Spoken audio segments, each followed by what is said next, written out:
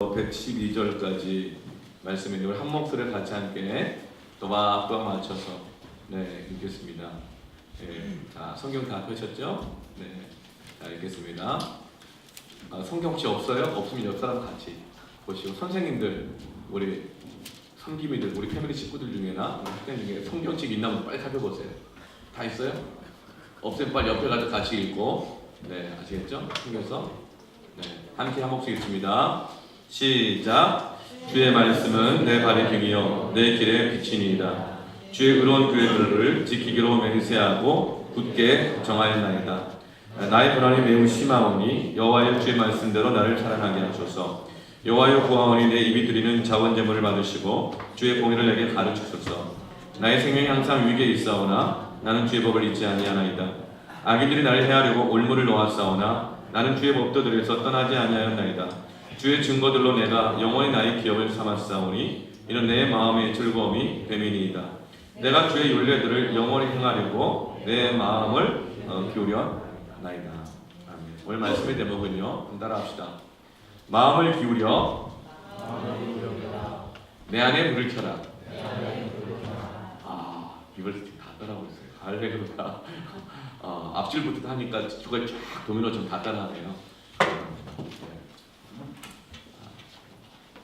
오늘 여러분 마음을 기울여서 우리 안에 어둠이 떠나가고 하나님 주시는 은혜의 빛이 불이 켜지기를 축복합니다. 아멘.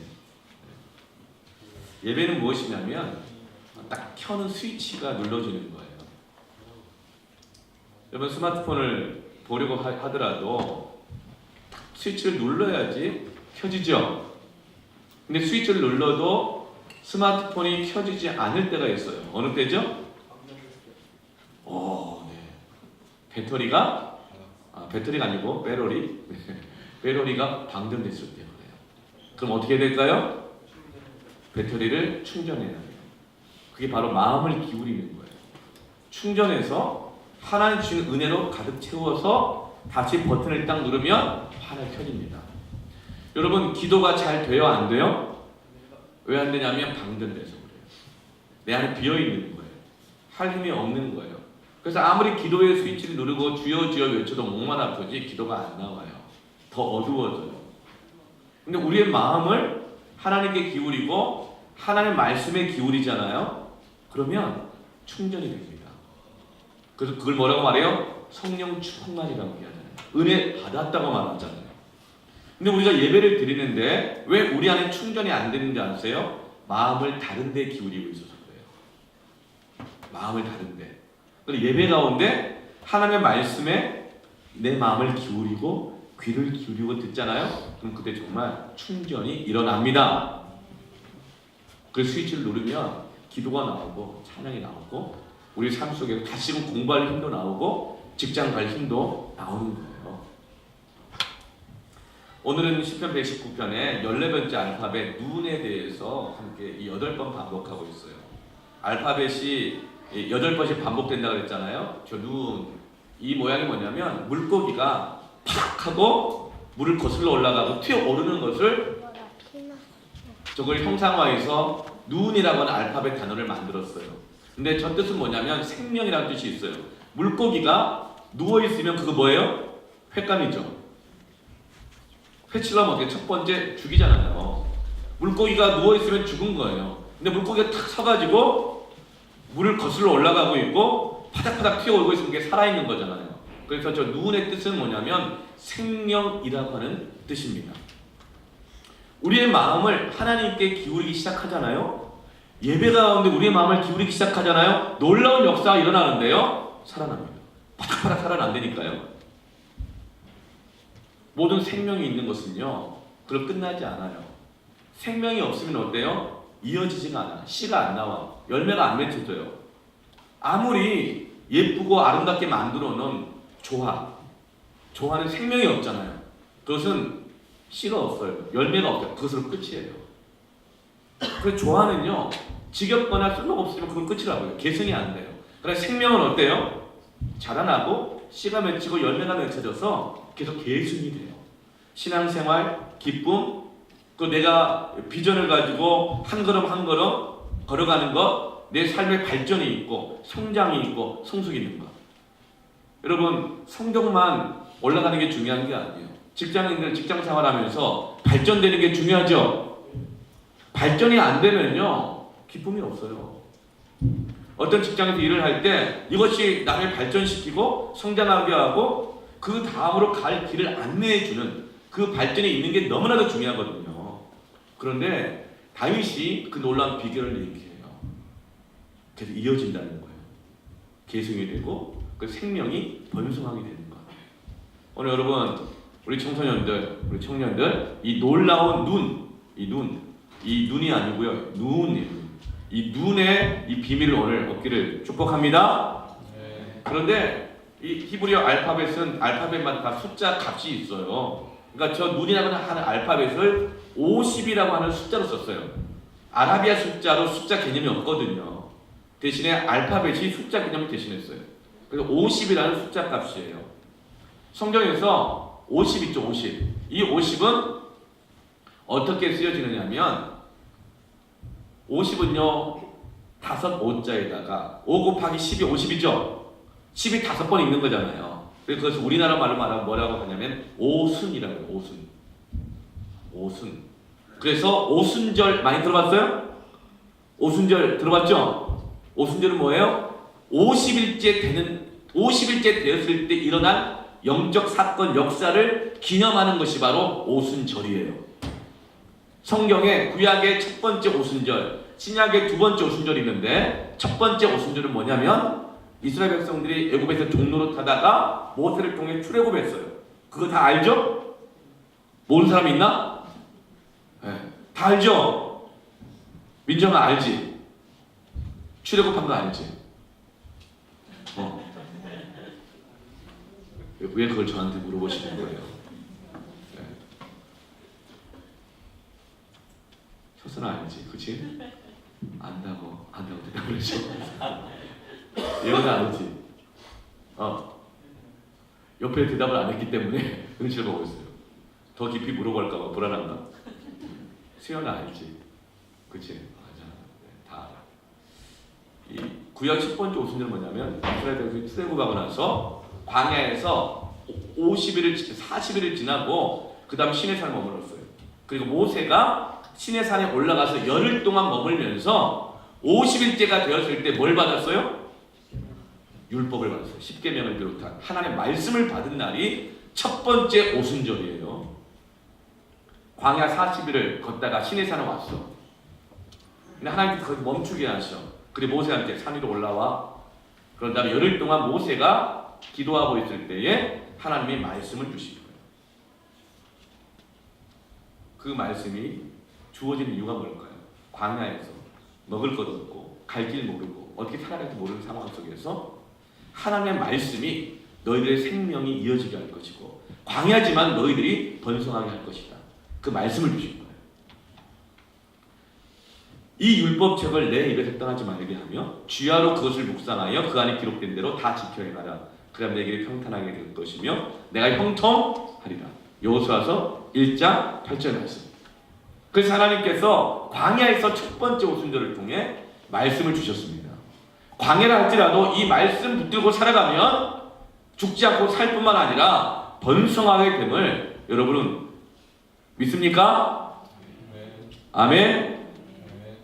그래서 사람이 떡으로만 살 것이 아니고 하나님 입에서 나는 모든 말씀으로 말미암아 살리라. 모든 경제적 기근, 고난, 어려움들 성적이 막 안 오르고 앞으로 내가 어느 학교 가야 되나 갈 수는 있을까?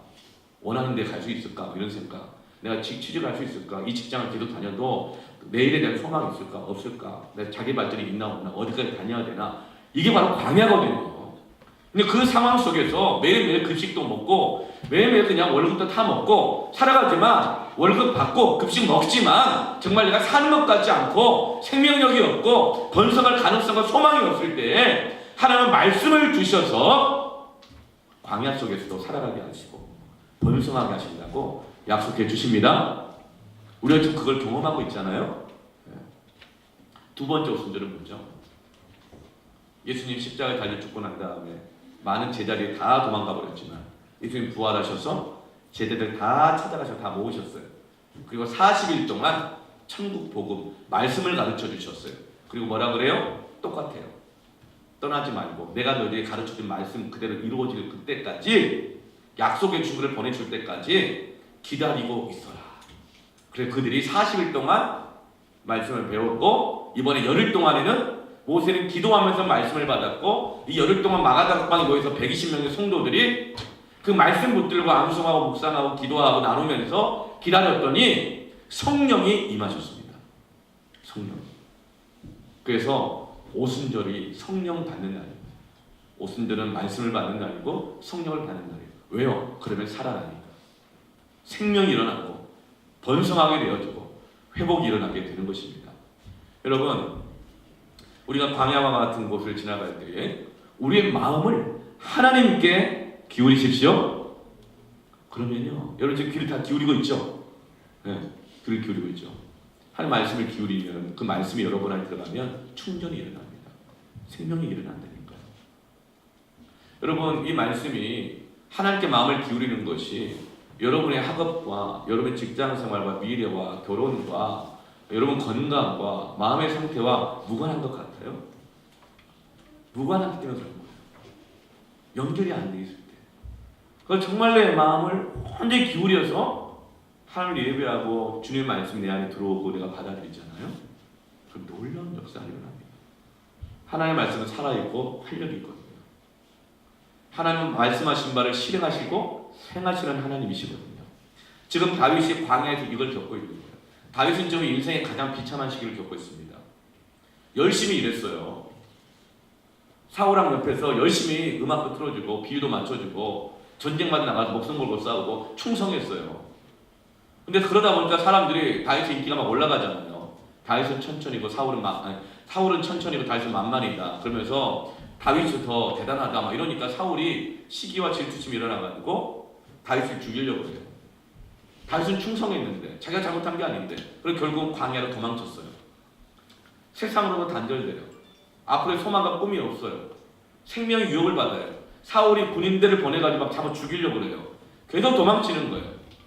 그래서 그냥 비굴하게 어쩔 수 없이 블레셋이라는 이방 나라 가서 침을 흘리고 미친 척하면서 나 이렇게 완전 폐인됐으니까 나 신경 안 써도 된다고. 그러면서 블레셋에 들어가서 겨우 하루하루 먹고 살아가는 사람으로 살아가고 있는 거예요. 정신없이 사는 거예요. 미친 것처럼 사는 거예요.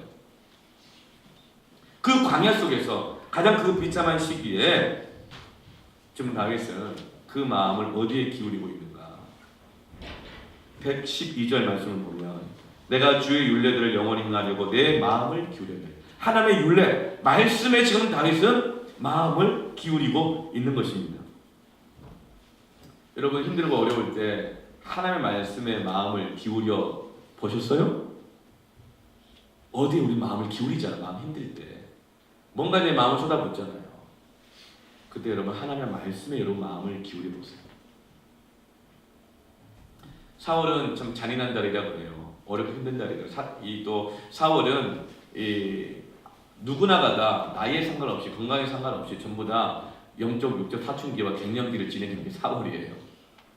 사울은 환절기가 심해가지고 내 몸의 건강이나 마음의 상태가 계절의 변화와 환경을 못 따라가서 일어나는 많은 어려움들을 갖고 있어요. 감정의 기복이 왔다 갔다 올라갔다 내려갔다 하고 전에는 그냥 하던 일도 너무 만사가 막 귀찮아지고 싫어지고 감정이 막 춤을 치고 학교 가기가 막 죽기보다 싫고 교회 가기도 막 싫고 직장 가기도 싫고 아무도 건드리지 말았으면 좋겠고 그냥 나 혼자 내 마음대로 한번 막 한번 살아보고 싶고 막 이런 때가 안 그러면 막 슬퍼지고 막 비참해지고 연민에 빠지고 누가 원망되고 그때 누가 한마디라도 건드리면 그냥 막 짜증이 막 나고 그런 시기가 4월이에요. 그래서 4월 달에 많은 사람들이 영적인 육적인 환절기를 겪습니다. 많이 어려워요. 여러분 그때 우리의 마음을 어디에 기울이고 있는가? 사람들은 내 마음이 그럴 때 뭔가에 마음을 기울이거든요. 근데 다윗은 말합니다. 하나님의 말씀에 마음을 기울이래요. 하나님의 말씀에. 따라합시다. 하나님의 말씀에 마음을 기울이라. 어떻게 하는 게 마음을 기울이는 거냐면 오늘 105절 첫 번째 오늘 말씀을 보면 주의 말씀은 내 발의 등이요 내 길의 빛이라고 했어요.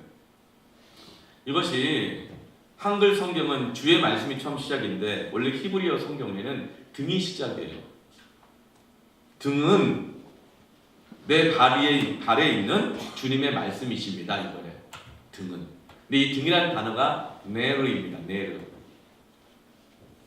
히브리 알파벳 거꾸로 있죠. 이쪽에 있는 거. 전 밑에 저기 모음이에요. 전 두 개가 에 발음입니다. 그리고 이게 눈이에요. 눈. 뜻이 뭐라 생명이라는 뜻이라고 했죠.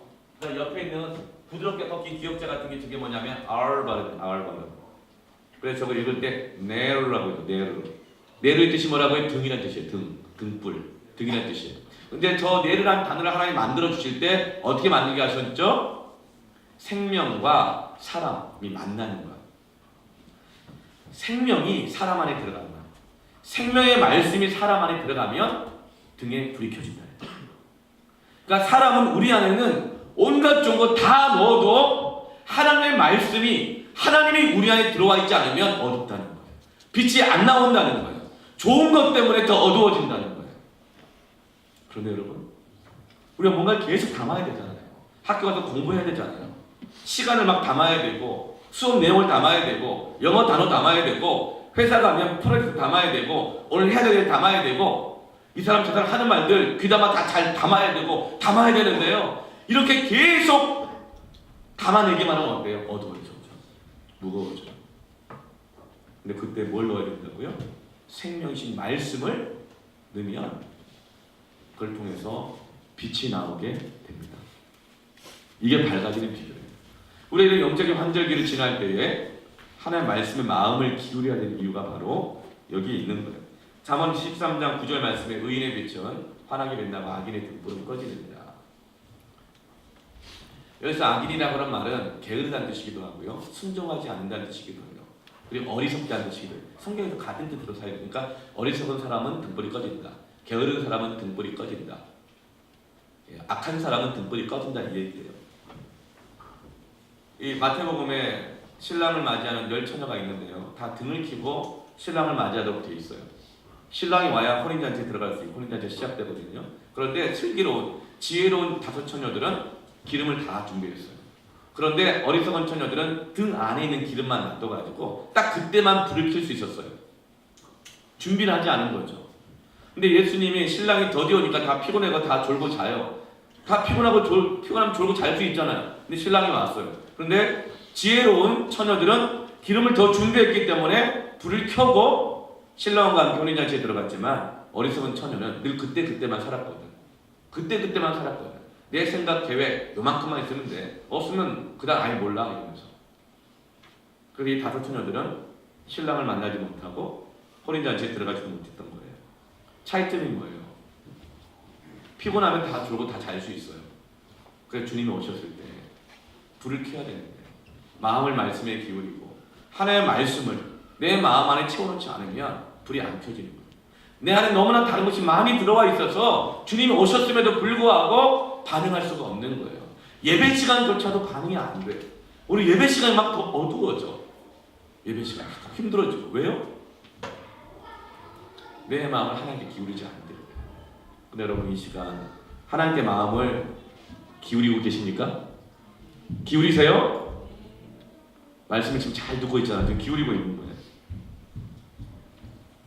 뭔가가 들어오면 꼭 변화가 일어납니다. 무엇이 들어왔느냐에 따라서 변화가 달라져요. 역사를 BC와 AD로 나누죠. BC의 뜻은 뭐예요? Before Christ. 이건 예수님을 안 믿는 세상 역사가들이 구분한 거예요. 이 역사가 어떻게 달라졌냐? 예수님이 이 역사에 들어오시기 전과 들어오시고 난 다음에 아노 도미니. 아노 도미니가 무슨 뜻일까요? 원래 비포 크라이스트가 있으면 애프터 크라이스트 해야 되잖아요. 예, 여러분 F점 스쿨밖에 생각 안 나죠. 근데 애프터 크라이스트 해야 되는데 아노 도미니라 그래요. 참 내가 애를 쓴다. 아노 도미니라고 그래요. 애프터 스쿨은 뭐 모르지도 모르는데도 아노 도미니. 이거 뭐냐면 주님의 해라는 뜻이에요. 예수님이 태어나신 해라는 뜻이에요. 그러니까 이 세상 역사가들도 예수님이 역사에 들어오고 난 다음과 오기 전과 온 후가 완전히 어떤 다른 변화가 일어났다는 거예요. 뭐가 들어오면 변화가 달라져요. 달라진다는 거예요. 여러분 안에 없던 여러분 안에 이 폴더폰이 쥐어지는 거하고 스마트폰이 쥐어지면 여러분이 삶이 달라지잖아요. 그렇죠? 변화가 일어나죠? 좋은 변화야? 나쁜 변화야? 장단점 다 있겠지. 그렇죠? 부모님 보기에 다르고 내가 생각해도 다르고 다르다고요. 인류 역사에 여러분 기계가 막 들어오고 산업혁명이 일어나고 글자가 생기고 활자가 생기고 인터넷이 들어오고 그럴 때마다 역사가 바뀐다고요. 좋은 변화도 있고 나쁜 변화도 있겠죠. 그런데 세상 사람들이 볼 때도 예수님이 오시자 지금과는 다른 엄청난 변화가 일어났다는 거예요. 그 역사를 BC AD로 나눈 겁니다. 여러분 예수님이 우리의 삶 안에 들어오시잖아요. 그러면 역사가 바뀌는 것 같은 놀라운 역사의 변화가 여러분 안에 일어납니다. 아멘. 문제는요, 내 마음을 주님께 기울이지 않는 거야. 다른 거 어떤 거는 그냥 주업을 그냥 가져보려고 이것만 생각하고 있으니까 그런 거예요. 여러분 예전에 은행에 가면 여러분 기억을 잘 못하시겠네. 은행 가면 정신이 없었어요. 사람들이 막 모여 있는데 서로 먼저 그냥 창구에 가서 이렇게 자기 일 보려고. 너무 어지럽고 정신이 없으니까 어떤 사람이 아이디어를 냈어요. 번호 대기표가 자동으로 나오는 자동 발급기 하나를 은행에 딱 갖다 놓자. 그게 들어오니까 어때요? 질서가 다 잡혔어요. 얼마나 좋은 변화예요. 그렇죠? 그러나 이 자동 발급기가 들어왔지만 정경유착이나 금융계의 비리나 이건 없어지지 않아요. 그러니까 우리의 삶에 뭐 좋은 게 들어와요. 그럼 좋은 삶이 좀 달라질 것 같아. 그런데 그것이 근본적인 우리의 삶의 변화를 일으키지 못한다는 거예요.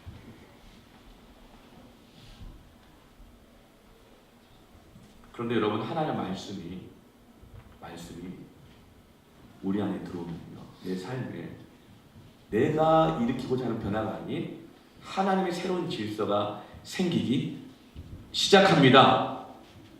여러분 제가요 22살 겨울에 예수님을 믿었거든요. 그 전까지 저의 삶은 참 놀라운 삶이었어요. 네. 뭐 공부도 좀 잘하고 뭐 못하는 게 없다 그러고 사실은 못하는 것도 많이 있죠. 네. 그런데 그런 삶이었지만 내 삶은 너무나도 피폐해지고 어려운 가운데 있었어요. 그러나 제가 예수님을 믿고 하나님의 말씀을 큐티하기 시작했어요. 읽기 시작하고 큐티하고 말씀을 읽고 큐티하고 나누면서 생기는 기도 제목을 갖고 기도하기 시작하고 그게 말씀으로 기도하는 거예요.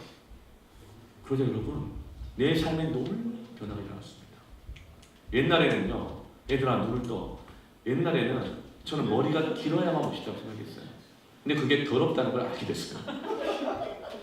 나만 좋아 보였지 남들이 더럽다고 생각하는, 왜냐 안 어울리니까. 머리가 길어도 어울리는 사람이 있지만 대부분 여성들이 어울리고 남성들은 안 어울려요. 네, 머리 긴 게 더러운 게 아니고 안 어울리는 게 지저분한 거거든요. 근데 내가 그게 멋있는 줄 알고 머리 이렇게 막 길고 다녔거든요. 근데 말씀이 내 안에 들어오니까 밝아지는 거예요. 빛이 보이는 거. 그래서 이게 분별이 되는 거예요. 그리고 이 내 생각과 세계관과 사고방식이요 늘 생각이 죄를 향해서 달려가고 막 미워하고 시기하고 집착하고 이런 생각으로 꽉 찼었거든요. 근데 말씀을 묵상하고 말씀이 내 안에 들어오기 시작하자 분별이 되는 거예요. 여러분 똥은 왜 피해요? 똥 무서워서 피해요? 더러워질까봐 무서워서 피하죠? 그런데요 똥이 더러운지 분별이 안 되면 막 쥐고 밟고 먹고 묻히고 다니고 그래요. 네.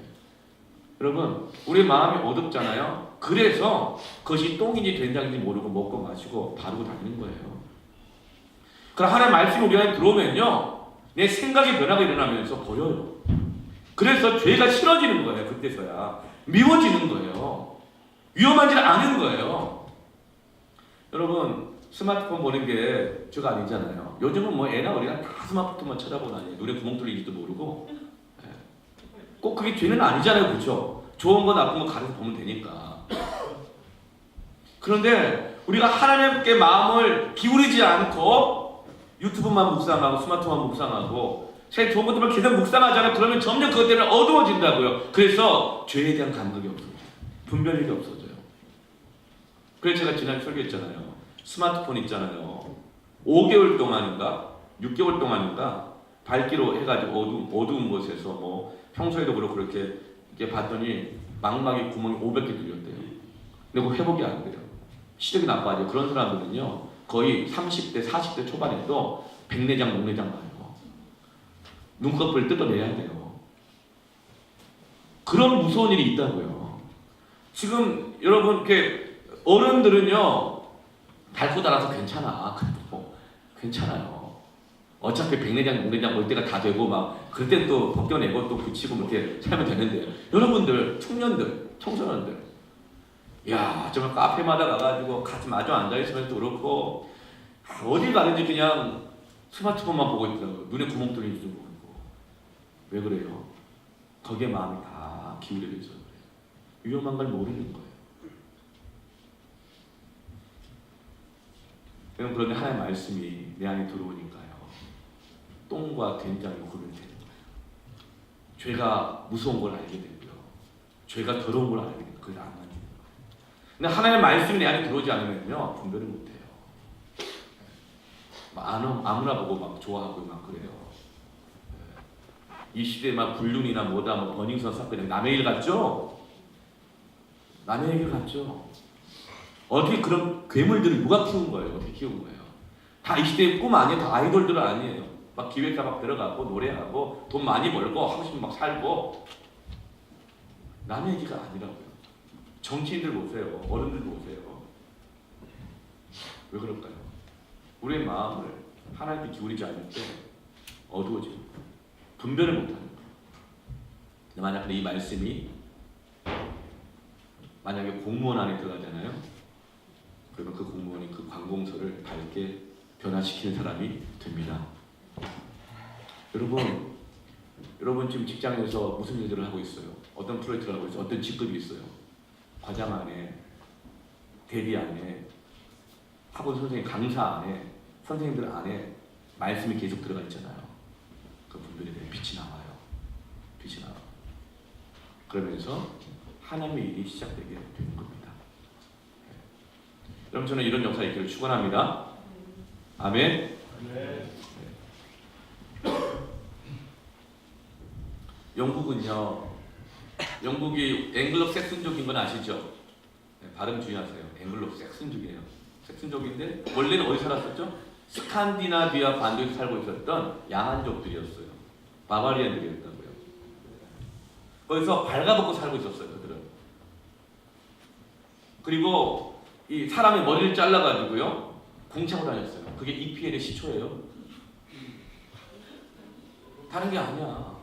우리 축구 선교팀 맨 축구하잖아요. 그 시초가 야만족들이 하는 사람 머리 잘라서 차고 다녔던 것들이 지금 EPL이 되는 거예요. 영국인들은 원래 그런 족속들이었어요. 그런데 18세기에 복음이 들어가고 영적 부흥이 일어나고 말씀이 들어가자 어떤 일이 일어나요? 헤라지지 않는 나라가 되고 야만족이 신사의 나라로 바뀌는 거예요. 이런 변화를 무엇을 일으켜요? 여러분 하나님의 말씀에 마음을 기울이는 것은요 엄청난 변화가 일어납니다. 내가 22살에 예수 믿고 큐티하기 시작하고 말씀 읽고 나누고 기도하고 하기 시작했을 때 머리가 이렇게 길고 막 이렇게 가슴에 파인 옷을 입고 다니고 징 박힌 옷 입고 다니고 이랬던 사람이 변화가 일어났잖아요. 유럽에서 지금 제일 잘 사는 나라가 어느 나라예요? 유럽 경제를 EU 연합을 붙잡고 있는 나토 국방력을 붙잡고 있고 브렉시트 모든 걸 다 유지하고 있는 나라가 어느 나라예요? 옛날 영국은 지금 독일이잖아요. 근데 독일이 유럽에서 가장 못 사는 나라였어요. 영화 진짜 가장 못 사는 나라가 독일이에요. 독일은요 유럽에서 개천이었어요. 요즘은 뭐 개천의 용나냐 그러잖아요. 유럽의 개천이었고 독일은 유럽에서 어떤 곳이냐면 재개발 지역 산동네 막 이런 데였어요. 흑수저들이 모여 사는 마을이 유럽이었어요. 독일이었어요. 제일 못 살았어요. 산도 높고 뭐 일할 것도 별로 없고 땅도 별로 안 좋고 물도 안 좋고 물이 안 좋으면 맥주가 만들어진 거잖아요. 물도 안 좋고 살기도 힘들고 이런 것이었거든요. 그런데 독일의 마틴 루터가 성경을 독일어로 번역하기 시작했어요. 그래서 전에는 성직자들만 성경을 읽었는데 이제 독일어로 번역을 하니까 집집마다 아버지들이, 어머니들이, 아이들이, 시민들이 성경을 읽기 시작한 거예요. 그 성경이 하나님 말씀이 들어가자 그 못 사는 독일에 어떤 일이 일어나요? 바흐와 핸델이 나오잖아요. 바로 음악의 두 거두. 여러분 지금도 그렇지만 돈 없으면 음악 공부할 수 있어요? 돈 없으면. 아이돌도 그렇잖아요. 학업비도 얼마나 비싸요. 부모가 밀어줄 수 있어요? 돈 없으면? 음악 공부 못해요. 클래식 전공하려면 여러분 돈 없으면 할 수 있어요? 못해요. 그런데 그 못 사는 독일 나라에 복음이 들어가자 그들의 의식이 바뀌고 생각이 바뀌고 성품이 바뀌고 지혜가 생기고 명철이 생기고 능력이 생기면서 독일이 부유해지기 시작하고 먹고 사는 것에서 이제 그것을 극복하고 나니까 그것이 이제 예술로 문화로 가기 시작하는 거예요. 그러면서 바로크 음악이 생기고 핸델과 바흐 같은 사람이 나오는 거예요. 뿐만 아니에요. 여러분 정말 가난하고 돈 없으면 공부하기 힘들다고 그러잖아요. 독일 가장 가난한 나라에서. 그런데 철학에 다 기둥들은 어디서 나와요? 독일에서 나왔어요. 임마누엘 칸트, 헤겔, 대부분의 철학자들이 독일에서 나옵니다. 그게 언제부터예요? 마틴 루터가 성경을 독일어로 번역해서 가정마다 말씀이 들어가기 시작하고 그 말씀을 가지고 부모가 자녀를 양육하고 가정을 예배드리고 말씀 묵상하고 늘 성직자한테 설교만 듣다가 이제 교회에서 성도들 모여서 같이 말씀을 나누고 말씀을 암송하고 기도할 때 그들 안에 놀라운 변화가 일어나는 거예요. 지금 유럽의 경제를 독일이 지탱하고 있습니다.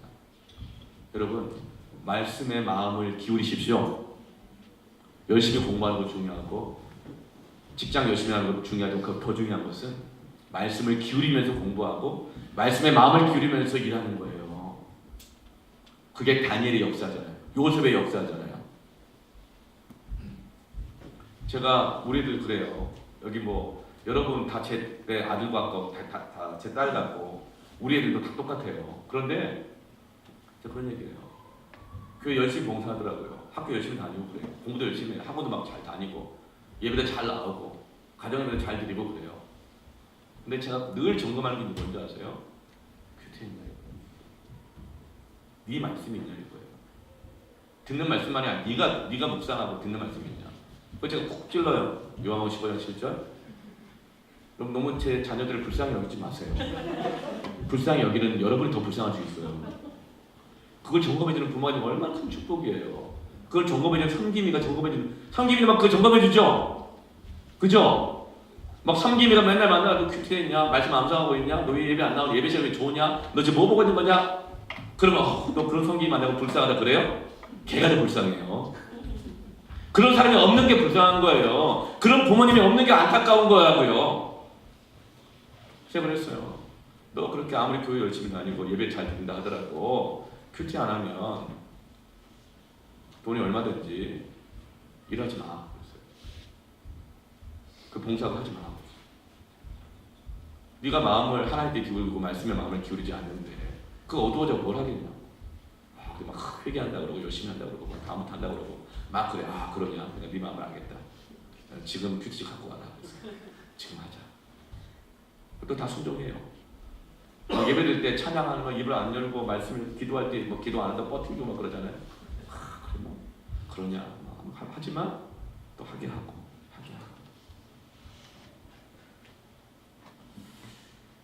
왜 그러는가 하면 여러분 부모인 나도 내가 목사라도 내 자식의 인생을 어떻게 못해요? 아무리 이 돈으로 이것으로 저거 다 채워진다 하더라도 그것만 채우면 어두워져요. 분별력이 없어요. 살아갈 지와 명철이 없는 거예요. 그때만 사는 거예요. 하나님의 말씀이 들어가잖아요. 대보자 말씀처럼 주의 말씀은 내 발의 등이요 내 길의 빛입니다. 빛이 딱 비춰져요. 스스로 분별해요. 이게 죄구나 아니구나. 이 길로 가야 될까 저 길로 가야 될까. 하나님 기뻐하시는 걸까 아닐까. 이렇게 가는 거, 이 시대를 읽을 수가 있어요. 분별할 수 있어요. 내 은사가 뭔지, 내 비전이 뭔지 이걸 분별할 수가 있게 되어진다고요. 여러분, 누가 여러분에게 여러분의 인생의 비전을 말해주기를 기다리지 마세요. 여러분의 인생이잖아요. 여러분의 인생이잖아. 누가 말 안 해준다고 핑계댈 게 없는 거예요. 오늘 말씀에 뭐라고 말해요? 주의 말씀은 내 발의 등이라. 내 발의 등. 여러분의 인생을 누구한테 맡길 거예요? 부모가 못해요. 여러분의 인생길 여러분이 열어가고 책임져 가야겠죠. 근데 알아야지. 하나님은 여러분의 발의 등을 비춰주시고 여러분의 길의 빛을 비춰주시는 거예요. 내 발의 등이고 내 길의 빛이 필요한 겁니다. 아멘. 그러려면 내가 마음을 기울이고 말씀을 내가 받아들이고 내 안에 불을 켜야 되는 거예요. 내 안에 불을 켜야 되는 거예요.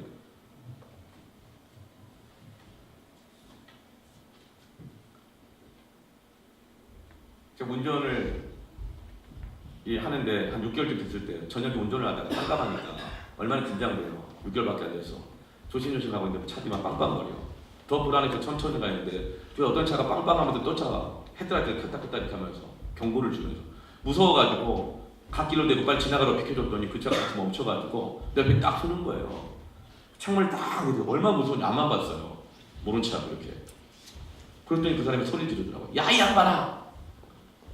이 깜깜한 밤에 라이트 켜고 운전해야지 그러는 거예요.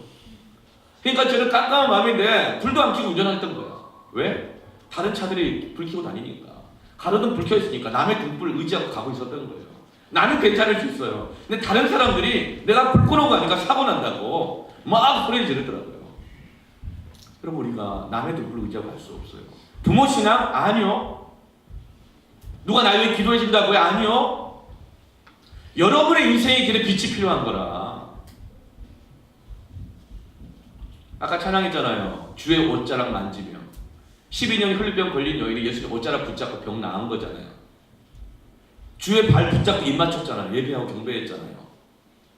근데 어른들 가운데 그런 분들이 있어요. 나는 내 아내 치맛자락 붙잡고 천국 간다고. 나는 교회 안 가도 내 아내가 열심히 가서 기도하고 있다고. 어떤 분은 또 그래요. 내 남편이 가서 열심히 기도하고 봉사하고 있다고. 어떤 자녀는 이렇게 말해요. 언제가 내가 때가 되면 다 죽게 돌아갈 텐데 엄마 아빠가 기도할 수 있으니까 괜찮다고. 난 엄마 아빠만 붙잡고 의지하고 있다고. 천만의 말씀이요. 여러분, 성경 어디에도 엄마 아빠 옷자락 붙잡으란 말 없어요. 그 여인 누구 옷자락을 붙잡았어요? 예수님 옷자락을 붙잡았다고요. 예수님 발을 붙잡았다고요. 그런데 왜 아내의 옷자락을 잡아요? 그럼 옷만 찢어지지, 벗겨지지. 부모님들도 자기 신앙생활하고 세상에 믿음을 살아가는 게 얼마나 힘든데 자녀들이 왜 부모님의 발목만 붙잡고 있어요? 부모님 핑계만 대고. 너희들이 빛이 필요하다고. 세상한테 원망하고 세상에만 안 도와준다는 등 청년이 살기가 가장 힘든 때라고. 왜 누구 정치인들을 옷자락을 붙잡고 구걸하고 세상 원망하고 비난해요? 그러다 바뀌는 게 아니에요. 청년들이요, 주님의 옷자락을 붙잡아야 됩니다. 내 안에 불을 켜야 되는 거예요. 세상 의지하고 사람 붙잡고 의지하고 살아갈 수 없는 거예요. 내 마음을 기울였다고 하는 것은 다 쏟아 부었다는 뜻입니다. 그러나 다윗이라고 해서 처음부터 그랬던 게 아니거든요. 다윗도요, 사람이요 뭔가 가지게 되잖아요. 그 본성이 드러나요. 가지기 전까지는 애걸복걸해요. 막 겸손하고 막 나가지고 그것만 해주신다면 그래요. 사람 앞에서도 그러고요, 하나님 앞에서도 그래요. 근데 다 갖고 나잖아요. 딱 본성이 드러나요. 어슬렁거리기 시작해요. 다윗이 그랬잖아요. 왕이 되고 나라 딱 안정되니까 밤에 어슬렁거리면 거들먹거리 하는 거예요. 그러다 눈에 뭐가 봐요? 다른 여인이 보이잖아요. 음심을 갖고 간음을 하게 돼요. 마음이 어두워져 있는 거예요. 분별이 안 되는 거예요. 그래서 다윗의 결론은 뭐죠? 다윗은 여자를 좋아하더라. 이게 결론이에요. 본색이 드러나는 거예요. 다윗은 음악을 대단히 좋아했어요. 음악에 재능도 많았어요. 그러나 그 음악을 가지고 사울왕의 마음을 위로도 하고 했지만 그 음악이 다윗의 인생을 보장해주지 못했어요. 그러나 다윗의 광야에서 가장 비참한 시기에 그 마음을 말씀에 기울여 하나님께 기울여줄 때 어때요? 그 음악 안에 말씀이 들어가자 시편이라고 하는 찬송시가 나오는 거예요. 시편은 음악이에요. 음악에 말씀이 들어간 게 시편이에요. 여러분, 우리의 직업, 직장, 학업, 우리가 좋아하는 모든 것 안에 말씀이 들어가야 합니다. 말씀이 안 들어간 채로 그것만 채우고 있잖아요. 다 어두워져요. 다 죄 가운데 있게 돼. 사람은 뭔가 힘들 때 마음을 기울여야 되거든요. 근데 해 아래 새 것이 없어. 처음에 좋았던 거 다 지겨워져요. 여러분, 군생활 해보면 요즘은 군생활 많이 좋아졌다 그러는데 잘 모르겠어. 얼마나 좋아졌는지 잘 모르겠지만 제가 목사님 군생활 할 때도요, 2등병, 1병 뭐 이때까지만 해도요 정말 얼마나 간절했는지 몰라요. 그래서 그냥 조금만 시간만 있으면 예배 좀 편하게 드려보고 싶다, 마음껏 예배 드리고 싶다 이런 마음이었는데 상병 되니까 다들 뭐 하는 줄 알아요? 교회 갈 수 있는데도 불구하고 내 방에서 TV 보고 있어요. 삶이 편하니까. 삶이 편하니까. 사람이 뭔가 주어지면요 그때 본질이 드러나요. 죄성이 드러나더라고. 해 아래 새 것이 없어요. 즐겁고 좋은 것도 다 그때뿐이에요. 길게 오래 가는 거 없거든요. 다 금방 질려요. 금방. 신상도요 한번 써보세요. 좀만 있으면요 많이 안 되는 게 나타나고, 왜 많이 안 되는 게 나타나는 줄 아세요? 더 좋은 게 나오니까. 그 마음이 들었던 게 금방 지겨워지는 거예요. 해 아래 새 것이 없어요. 다 지겨워요. 나이 들어갈수록 어른들이 더 위험해요. 지겨운 게 되게 많거든요. 그때 사람은 마음을 어딘가 쏟아 부으려고 해요. 어디에 쏟아 부어요? 대부분요 죄 짓는 것을 찾아요. 왜냐하면 죄 짓는 것보다 달콤한 것이 없거든요. 음란한 것만큼 달콤한 게 없고요, 남 씹는 것만큼 계속 단물 나오는 게 없어요. 그래서 마음이 어두워져 있잖아요. 마음을 하나님께 기울이고 있지 않으면 친구 관계를 맺으면서 계속 남 얘기하면서 이 관계, 친구 관계를 맺어가요. 왜 그러냐면 하나님 말씀에 기울이지 않고 있기 때문에. 음란해져요. 더러운 것과 깨끗한 구분을 못해요. 하나님과 상관없이 내 마음대로 살아보는 것만큼, 그렇게 하고 싶은 것만큼 강렬한 유혹이 없어요. 그렇게 한번 해보세요. 어두워져요. 특별히 여러분 기숙사 생활하고 그리고 또 직장 생활하면서 정말 이렇게 살아가는 우리 청년들 있잖아요. 그렇죠? 저도 혼자 살아봤어요. 참 어렵게 했지만 혼자 살아봤지만, 대학 졸업하고 거의 한 1년여 동안 혼자 살아봤지만, 기숙사 생활 또 하면 되게 좋은 것 같잖아요. 그렇죠? 좋지만 그때 정말 내 마음을 하나님께 기울여야 돼요. 마음을 기울여야 돼요. 그냥 그것이 내가 나 혼자 하고 싶은 대로 살고 싶은 대로 살고 싶은 그런 마음만으로 있으면요 정말 어떡하죠? 위험한 거야죠. 여러분 기숙사 생활하거나 자취 생활하거나 또 지방을 유학 가거나 그렇게 할 때요, 절대로 여러분 나 혼자 살고 싶은 유혹 거기에 빠지면 안 됩니다. 하나님께 마음을 기울여야 돼요. 근데 우리 안에 다 성령이 계시고 하나님 살아계시기 때문에 우리가 뭔가 지겨워질 때, 영적인 환절기 부닥칠 때, 뭔가를 선택해야 될 때 있잖아. 이걸 해 마라 할 때 내 마음이 갈등이 있어요. 이렇게 해야 될까 저렇게 해야 될까. 마음이 찝찝하기도 한데 아닌 것 같기도 하고 또 이렇게 하고 싶긴 하고 막 그렇게 갈등될 때 있죠. 말씀의 마음을 기울이려면 어떻게 하냐면 에라 모르겠다고 해요. 에라 그냥 한번 해보겠다는 거예요. 그럼 어떻게 된 줄 아세요? 에라가 납니다. 에라 모르겠다 하면요 에라가 나되니까요. 여러분 그때가 바로 하나님의 말씀에 마음을 기울여야 할 때입니다. 하나님께 마음을 기울여야 할 때예요. 에라 오늘 하루만 그냥 PC방 가고 다음부터 하지 뭐. 그때 마음을 하나님께 기울여야 된다니까요. 에라가 일단 내가 하고 싶은 거 한번 해보고 그러면 진짜 에라가 난다니까요. 마음을 하나님께 기울여야 됩니다. 그렇게 되면 어때요? 107절 말씀 107절 같이 한번 읽어볼까요? 시작. 나의 고난이 매우 심하오니 여호와여 주의 말씀대로 나를 살아나게 하소서. 아멘. 제가 한 가지 간증만 하고, 목사님이 22살에 예수를 믿고 25세 군대를 갔어요. 늦은 나이에 갔잖아요. 25세 가면. 갔더니 우리 부대에 나보다 나이 많은 사람이 한 명도 없었어요. 그런데 나이는 많고 군대를 가지 체력은 딸리지 외워야 될 건 되게 많지 잘 못 외우지 맨날 맞고 고생을 했어요. 고생을 했는데 저는 말할 필요 없을 것 같아요. 고생을 했는데 제 마음속에 어떤 마음이냐면 내가 군대 가기 전에 예수님 믿고 갔거든요. 말씀의 능력을 알고 갔거든요. 그 군대 갔을 때 가니까 A3 용지 앞으로 빽빽하게 외울 걸 주는 거야. 그럼 언제 외울 시간도 안 줘. 틈나서 외우려는 거예요. 검사 시간을 주는 검사하는데 맨날 맞고 못 외우고 막 그러거든요. 화장실 가서 5분 동안 막 외우고 길 가다가 살짝 보고 막 이렇게 외우고 밤에 잠 안 자고 침낭 안에 들어가서 막 불 켜고 막 보고 외우고 그랬어요. 그때 내 마음에 어떤 마음이 일어나냐면 하나님 말씀을 좀 보고 싶습니다. 왜냐면 하나님 말씀을 읽을 때 묵상할 때 예수님을 만나거든요. 요한 5장 39절 너희가 성경에서 영생을 얻는 줄 알고 성경을 연구하거니와 이 성경이 곧 내게 대하여 증언하는 것입니다. 저는 말씀을 묵상하고 말씀을 통해서 말씀이 육신에 거하시는 예수님을 만난 거예요. 그건 진짜 만난다니까요. 말씀을 읽고 싶은 거야. 기도했어요. 주님 내가 말씀을 좀 읽게 해주시고 주님 만나고 싶습니다. 이 군생활 너무 괴롭고 힘든데 어두운데 주님 만나고 싶다고 기도했어요. 그리고 주님 내가 첫 외출을 나가면 내가 성경을 읽겠다고 마음 먹었어요. 그래서 제가 뭘 하나 잘해가지고 생각보다 좀 빨리 그때 한 100일쯤 됐을 때인가 첫 번째 이 외출을 받게 되었어요. 이 군인들이요 외출한 받으면 너무 좋거든요.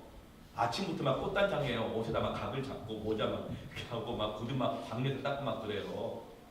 그리고 다들 뭐 이렇게 그 고참 선임병들이 와가지고 너 어디 갈 거냐 막 얘기를 하면서 막 이렇게 얘기를 하는 거예요. 너 뭐 할 거냐, 뭐 영화 볼 거냐, 뭐 먹을 거냐 막 그런 얘기를 해요. 그래 내 마음에 뭐가 있어요? 나는 하나의 말씀을 읽고 싶다고. 정말 주님을 만나고 싶다고. 그 마음이 가득했죠. 그래서 제가 이제 그 전날 외출하기 전날 공중전화 가서 이 집에 전화를 했어요. 아버지가 딱 받으시더라고요. 아버지 충성 아들입니다. 저 내일 외출 나갑니다. 저희 아버지가 첫 마디가 뭔지 아세요? 뭐 먹고 싶냐 이거였어요. 제가 속으로 사람이 떡으로만 살 것이 아니고 이런 말 하고 싶었지만 뭐 먹고 싶냐고요? 아버지가 제가 대답도 하게 짜장면, 치킨 막 얘기하더라고요. 초코파이 뭐 이렇게. 아버지 됐고요.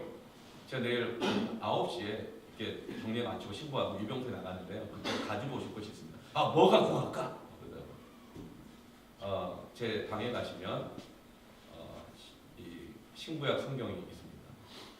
한글 성경, NIV 성경, RSV 성경, NSV 성경, 그리고 성경 읽다 보니 제가 잘 모르는 게 있으니까 그걸 이해해야 되니까 성경 사전 이런 것도 있습니다. 그거를 다 가져다 주십시오. 그리고 성경을 쓰고 묵상할 수 있는 노트를 좀 가져다 주고 볼펜도 가져다 주세요. 그래서 제가 유병석도 인사하고 유병석 가드 아버지가 70리터짜리 등산 가방 있죠. 거기다 성경 뭐 대여섯 권 있잖아요. 이거. 그거하고 노트하고 사전하고 저희 아버지 집어 오셨더라고요. 그래서 제가 딱 나가서 가방 딱 받았어요. 진짜 무겁더라고요. 아버지 너무 고맙더라고요. 그래서 아버지 손잡고 어디 갈까 그러더라고요. 아버지 그냥 가세요. 제가 갈 때가 있습니다. 근데 저희 아버지가 당황해 하셨죠. 근데 제가 어디로 갔냐면 경기도 의정부시 퇴계원 읍에 있는 초원다방을 갔어요. 왜 초원다방을 갔을까요? 푸른 초장으로 가려고.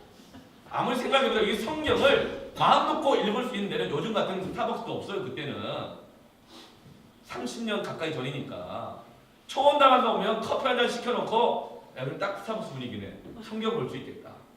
그래서 초원다방을 갔어요. 딱 가서 앉아가지고 여기 커피 한 잔 주세요. 그랬더니 그 고참 선임병들을 통해서 들은 전설적인 그 김양, 박양, 이양들이 막 오시기 시작하는 거예요. 그 양들이 내 옆에 쫙 둘러앉으셨어요. 어머 오빠 솜털 봐. 진짜 내 얼굴 솜털 봐. 그래서 솜털 봐. 솜털 봐. 처음 본 얼굴이네.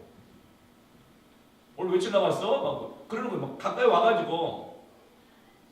근데 제가 어떻게 했을까요? 성경을 딱 펼친 거예요. 한글 성경, NSB 성경, NIV 성경, RSV 성경, 성경 사진 모두 딱 비고서 성경을 읽으니까요. 김양, 박양, 이양들이 다 떠나가는 거예요. 그래서 저를 경외하는 마음으로 저기서 좀 보고 있더라고요. 그래서 제가 아침에 가가지고 짜장면 시켜 먹고 저녁 5시에 나왔어요. 그 6시까지 원대 복귀했습니다. 여러분, 주의 말씀이 내 발의 등이요 내 길에 빛입니다. 많은 군인들이요 그 받은 스트레스 해소하려고 엉뚱한 데 가요. 나태해지고요. 세상 쾌락에 빠지기도 하고요. 죄죠. 어른들 여보세요. 직장 다니고 그 스트레스 얼마나 심해요. 그 스트레스를 풀려고 부어라 마셔라 타락하고 가게 되는 거예요. 여러분들 공부하느라고 계단에 쑥하고 애쓰고 힘든 거 다 알지만 여러분 그 스트레스 어떻게 풀어요? 아니 지금 오후 2시면 수원역 가서 간만에 한참 몸 풀고 놀 텐데 2시에 예배가 웬 말이냐 그래요? 여러분 그게 성장하게 되잖아요. 그러면은 어른들과 별 다를 바 없는 거예요. 그러니까 안 믿는 어른들 말하는 거예요. 여러분처럼 믿음이 좋은 부모님들 말고 여러분 인생의 정말 어려운 시기 영적인 육적인 환경을 만날 때는 우리의 마음을 말씀에 기울여야 합니다. 하나님께 기울여야 합니다. 우리 어른들, 청년들, 청소년들 할 것 없이 지금 이 목사라 하더라도 불꽃 튀면 안 돼요. 하나님의 말씀에 마음을 기울여 내 안에 불을 켜십시다. 아멘. 아멘. 이처럼 같이 함께 우리 좀 기도했으면 좋겠습니다. 손을 딱 모아보세요. 손을 모으고 간절히 좀 기도하십시오. 입을 여세요. 소리가 커도 작아도 상관없어요. 중요한 것은 스위치를 누르는 거예요. 스위치를 누르는 거예요. 말씀을 들으면서 여러분 안에 하나님의 말씀이 들어갔거든요. 이제 그 말씀을 들은 것 가지고 입을 열어서 한 마디, 두 마디, 세 마디든 간절히 기도하세요. 하나님, 내가 어두워져 있습니다. 내가 분별하지 못합니다. 죄 가운데 있습니다. 하나님 나를 밝혀주시옵소서. 내 마음 주님께 드립니다. 내 안에 오셔서 나를 이끌어 주시옵소서. 내가 진짜 갈 자신이 없습니다. 내일이 싫습니다. 지겹습니다. 학교 가는 거 지겹습니다. 살 맛이 없습니다. 너무 어두워져 있습니다. 저 내가 주님을 다시금 붙잡게 해주옵소서. 다른 것이 아닌 주님을 붙잡게 해주시옵소서. 말씀을 붙잡게 해주시옵소서. 성령님 내게 충만하게 임하여 주시옵소서. 함께 이 시간에 기도하겠습니다. 기도합니다. 하나님